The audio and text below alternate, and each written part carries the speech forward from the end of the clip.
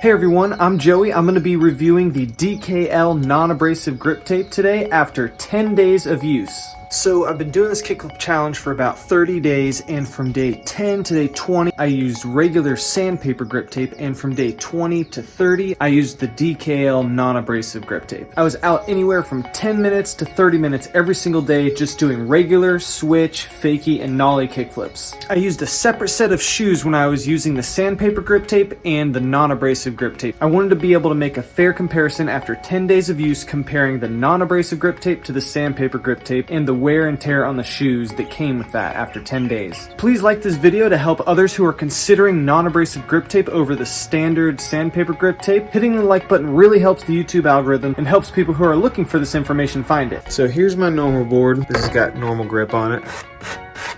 And this is the DKL non-abrasive grip tape that is actually rubber.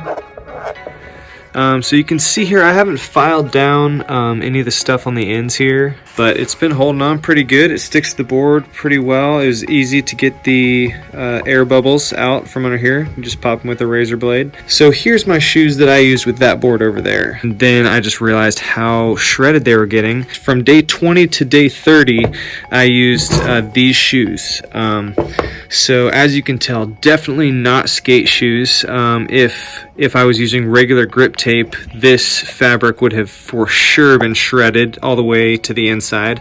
But you can tell like there is just barely anything because it's just rubber on rubber. Looks like there's a little bit more over here. That's my switch foot, not like the band, but the foot that I flick with when I'm standing switch. This is about like 12 to 13 bucks per sheet, but it is awesome. I don't think I'll ever go back to the regular grip tape, just because the sheer difference right here. Like, skateboarding is an expensive sport when you have grip tape that shreds your shoes up.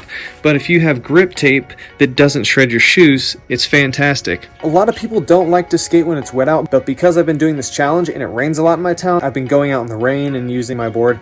It is slippery when it's wet. I was able to eventually get my kickflip challenge. About a quarter of the days were raining. Also, if it gets dusty, if you live in like a very dry place, going over it with a wet rag helps get the dust off and also make sure that there's nothing in between that rubber on your shoe and the rubber on the board. So if I was bombing hills in the rain, I would not use this grip tape. However, I'm just a street skater and I like skateboarding on flat ground, doing a couple stair sets, ledges, stuff like that. I've not tested it out on any vert ramps. We don't have that many great skate parks around here in Hawaii, but I will eventually make it out to some and make some videos with the DKL grip tape. But yes, highly recommended if you're not going to be using it in the rain. Pretty durable, and it absolutely does not shred your shoes. Creates a lot of friction without tearing up your shoes. I will be buying non-abrasive grip tape for the rest of my life.